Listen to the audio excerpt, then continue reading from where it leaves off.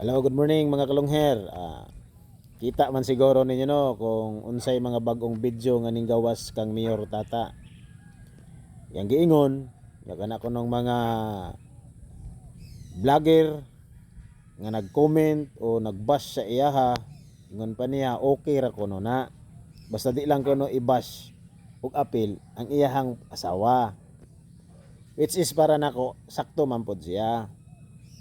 Pero nganong nabash manggod og apil tungod ang mga tawo manggod gisakitan pod sa kamatayon ni Kap Dudong Bukol. Sa pamilya ni Kap Dudong Bukol, huna-hunaon daw nato asa may pinakasakit ang nawad-an ka og anak or pamilya or gibas lang ka. Sakit kaayo na sa pamilyang mga Bukol ang nahitabo nila karon nang dili ta maka-blame sa mga baser, Mayor. Once manggod nga mosulod ka sa social media, dawat nimo tanan og unsay ilabay sa mga tao sa imo, ha? Kay diri sa social media sultihan ta mo, perting daghana tibuok kalibutan diri imong kontra. Ug maghimo ka diri dili maayo sa social media. Unya naa ta sa panggobyerno nagtrabaho. Napay uban din hang nag-comment sa kuha, ning ingon pa din na pag-comment sa kuha nga tapos nang maligayang araw mo, Boss RJ. Tamo kung inyong paiistoryahon, parihas rata. Tamo na amo sa panggobyerno nagtrabaho, kami mga sibilyan minya moingon ana mo.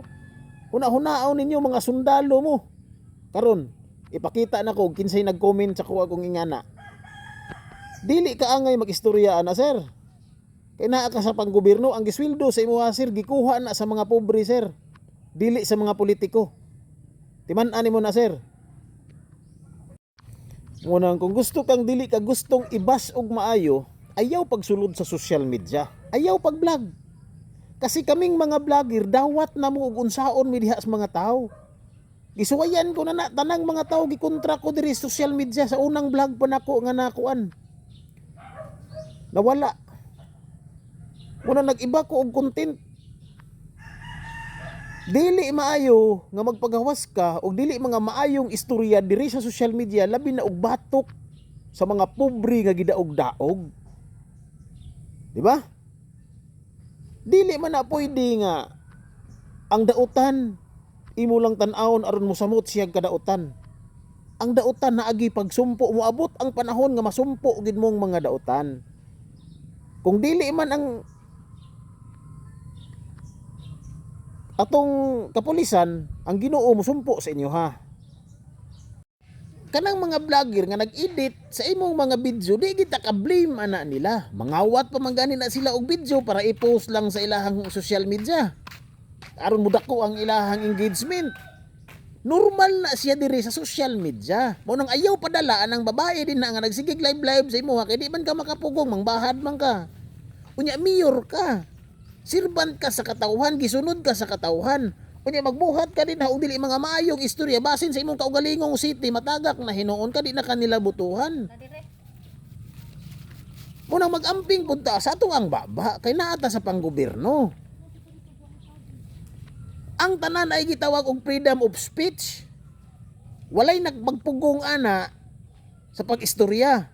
Basta katungod sa pobre ang giistorya, paglaban sa pobre, naatay katungod tanan, dili lang sa personal. Ikaduha, ayaw pang bahad. Parehas ana karon mayor ning ingon na pod ka nga si John Digamo na ipaaboton. Maalanganin ka ana mayor. Maalanganin ka ana. Ang mga vlogger nga nag-edit sa imuhang mga video na ay paaboton karon ug naay vlogger nga mamatay mayor kay ikaw naman po'y nag-istorya og ingunan ikaw na po'y mapasanginlan mayor unay giingon ako kanang babae mayor nga nag-live sa imo hayog patunto ana kay mabutang ka sa alanganin ana mayor anang bayhana kay dili man kagapugong si mong baba mo istorya man jud ka og pagbahad man ang moingon kang naipaaboton. Si John Digamo imong giingnan man nga ipabuton as lang mga vlogger.